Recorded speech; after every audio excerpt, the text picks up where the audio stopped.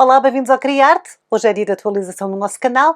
Vamos continuar com a análise do Rococó italiano e hoje vamos analisar a obra A Partida do Bucentauro para o Lido. Bem-vindos!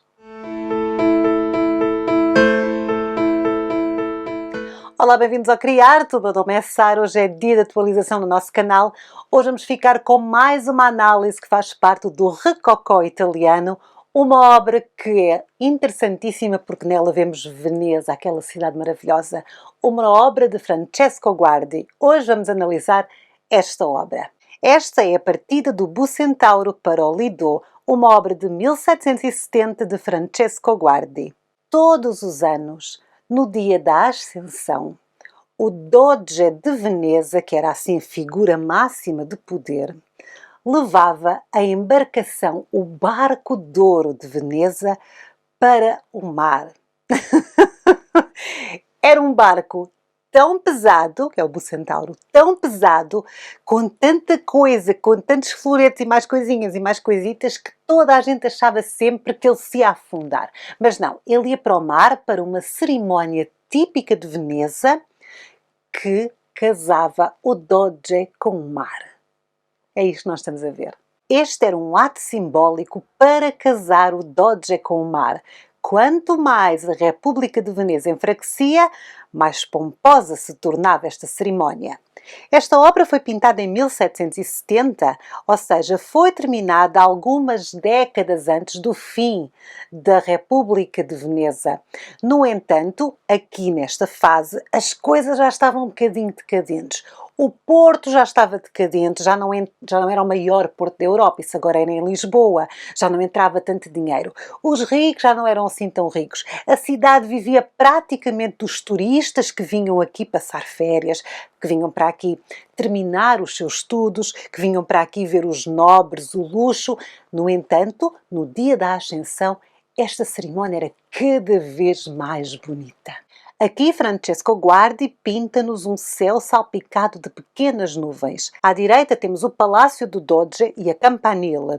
Ao centro temos a Igreja de Santa Maria della Salute e à esquerda temos o San Giorgio Maggiore. O pintor encontrava-se no local onde, hoje em dia, ficam os jardins públicos. É ali que é realizada a Bienal de Arte Moderna de Veneza. É neste sítio onde ele está a olhar para o canal e a ter esta perspectiva. Na verdade, o que o Guardi aqui faz é comprimir um pouco o panorama para poder mostrar um grande número de edifícios venezianos. O barco, o Bucentauro, ou Il Bucentoro, é uma galé da República de Veneza, e aqui ela está a navegar ainda no porto. O nome Bucentauro significa barco de ouro. Dentro do barco seguem o Doge, os senadores na parte coberta e os altos funcionários de Veneza.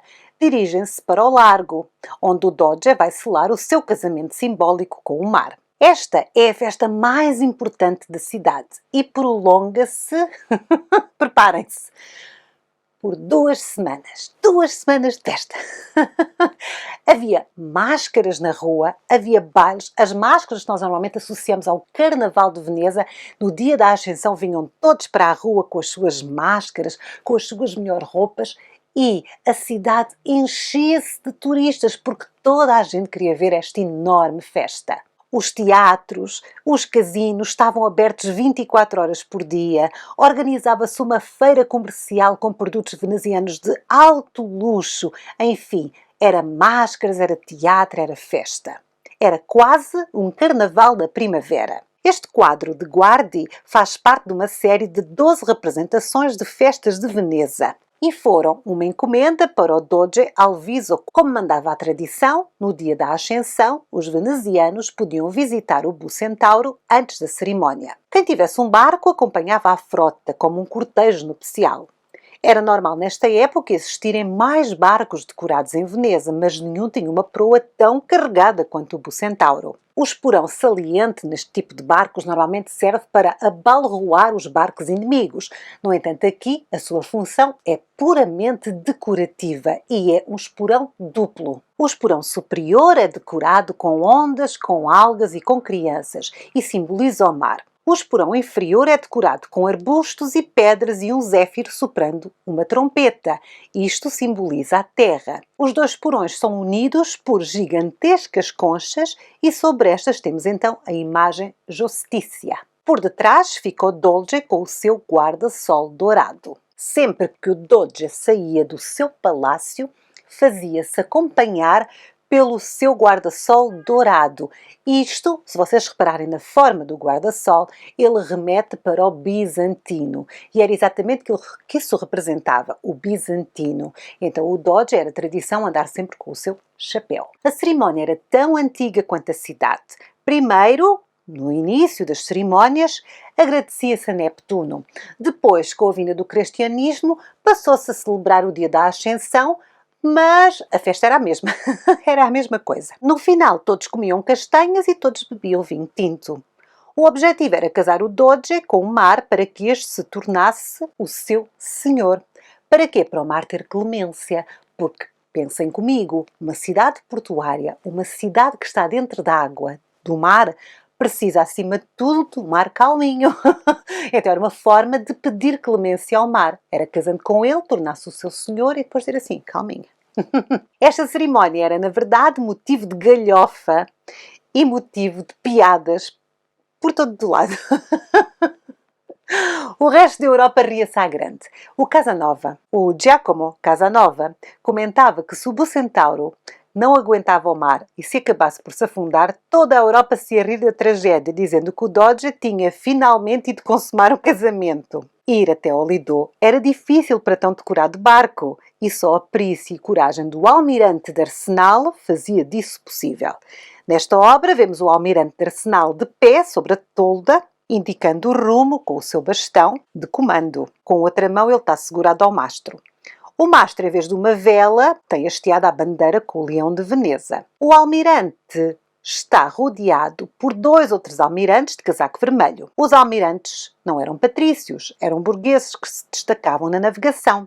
Esta festa era o seu momento de glória. O almirante de Arsenal, de todos, era o mais importante, pois era ele que controlava a construção e a recolha de barcos em Veneza.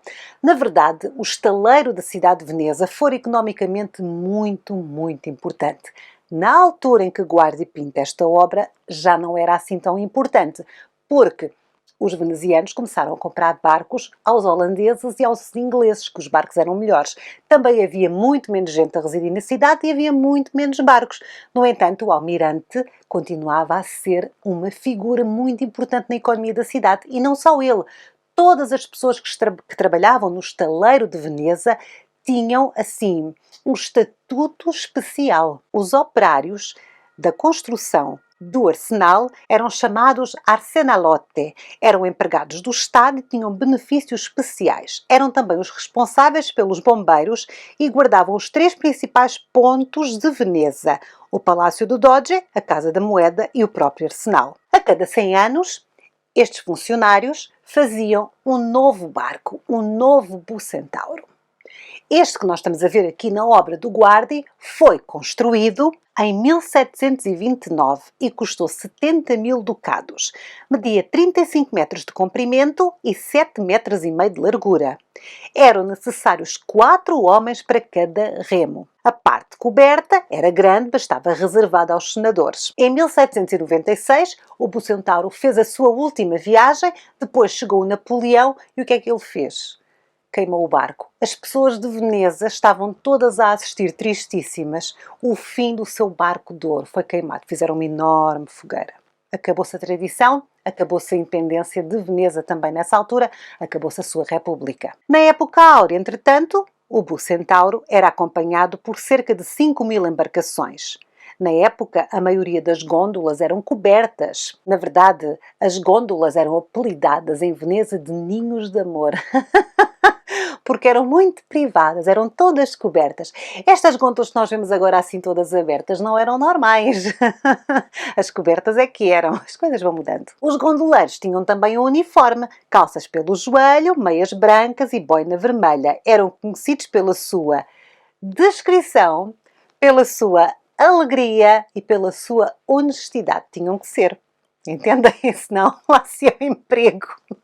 Nesta obra temos alguns destes gondoleiros em primeiro plano com os seus casacos azuis porque era dia de festa. Quem não segue o Bucentauro em barcos fica no cais a observar. Muitos espectadores usam máscaras brancas que cobrem apenas a parte superior do rosto. Estas máscaras são tão típicas de Veneza. Eu estive lá e não comprei nenhuma, devia ter comprado, mas achei o preço proibitivo. Cobriam só uma parte da cara, do nariz para cima, portanto, as pessoas podiam ver e conversar à vontade e, no entanto, mantinham a sua privacidade. Também era normal usarem-se os casacos muito largos, escuros, normalmente pretos, as echarpes e os tricórnios. Isto servia para se dissimular a identidade, o sexo e a classe social, e também tornava mais difícil distinguir-se o veneziano do turista. As pessoas adoravam isto porque dava-lhes um certo sentido de impunidade. Vocês estão a perceber que Veneza era realmente um sítio espetacular no século XVIII. Portanto, festas de 2 semanas, banquetes a cada 15 dias, toda a gente com toda a gente. Era giríssimo, era muito libertino. Era um ambiente perfeito para o rococó. Pronto, e foi assim que analisámos esta obra. É uma obra onde se estão a passar muitas coisas. Eu fazia questão de a trazer aqui porque é uma daquelas obras que provavelmente era comprada para levar como recordação. Depois de alguém ter estado em Veneza, comprava estas obras e levava como recordação. É uma obra interessante, é uma obra bonita. E vou-vos pedir para, por baixo deste nosso vídeo, deixarem um comentário se já foram a Veneza, qual foi o sítio ligado à arte que vocês mais gostaram de visitar. Se foi algum palácio, se foram à Bienal. Deixem aí nos comentários sugestões de visita em Veneza para todos nós que estamos aqui deste lado desejosos de de continuar a viajar, agora que a pandemia está a acabar, não é? Conseguirmos assim umas dicas. Se quiserem apoiar o Criarte, basta clicar num botão que fica por baixo de todos os nossos vídeos que diz aderir. Fica ao lado de subscrever. Basta clicar e vão ter acesso a um vídeo onde eu explico os vários patamares do Clube Criarte. Por hoje é tudo. Fiquem bem. Eu sou a Sara. Tchau!